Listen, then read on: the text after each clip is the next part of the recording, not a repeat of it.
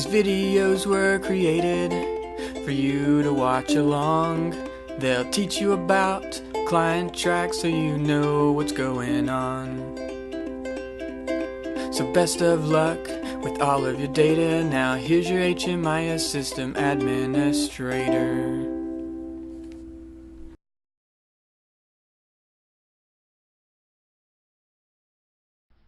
In this video, I'll be going over how to record case notes for clients within ClientTrack. Case notes is a great way to record those ongoing status updates you might have with a client.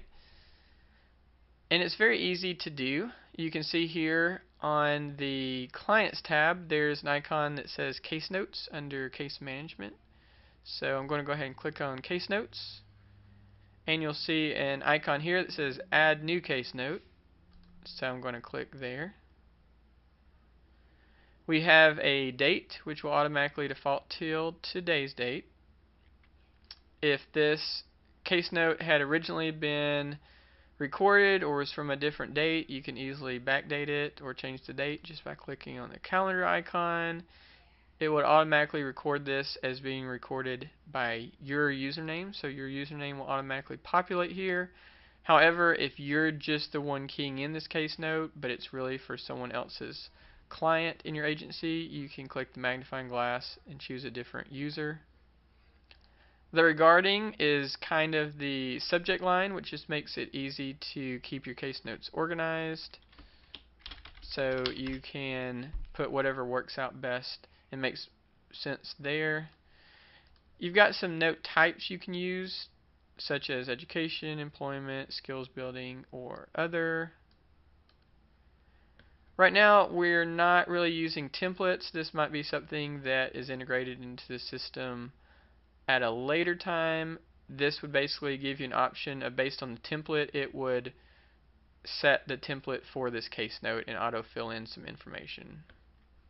Right now, by default, it's just going to have client name and have that person's name here listed. And then here's where you would be able to type in any case notes that you need to. Also, if you look down here, there is a way you can go ahead and record any services at the same time that you are giving this client on this same day.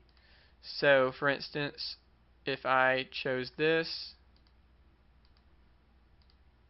chose the grant, which would filter the different available services, I could then select the service.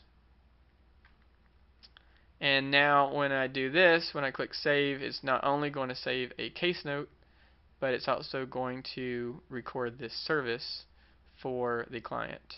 And if you're familiar with services in ClientTrack, regardless of what form you use to record the service, it all goes into the same place, so you don't have to record a service here and then go record a service on the standard services page. The purpose of it being here is just it allows you easy access to record both a case note and a service at the same time. So I'm going to go ahead and click save here. Something important to note about case notes, they are always just restricted to your agency. So when you add a case note, there's not going to be anyone from another agency that can see that. So that's just something to remember, where if you do that, you record a case note and you call another agency and say, hey, I put that information under case notes, they're not going to be able to see that, and that's for client confidentiality purposes. So here we can see we have recorded this case note and we have it listed here with the date, with the regarding, which, like I said, is kind of the subject line, what user, and then what agency. And as you add case notes, this list will grow and grow and grow and grow. You can click the blue arrow beside the case note to view it.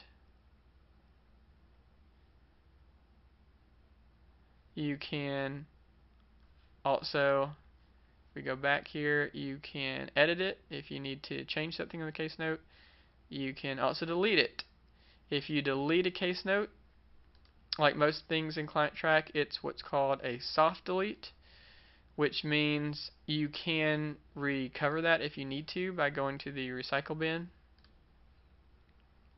and it'll list any deleted case notes. We can click this restore here and then exit the recycle bin, and we'll notice it's back here.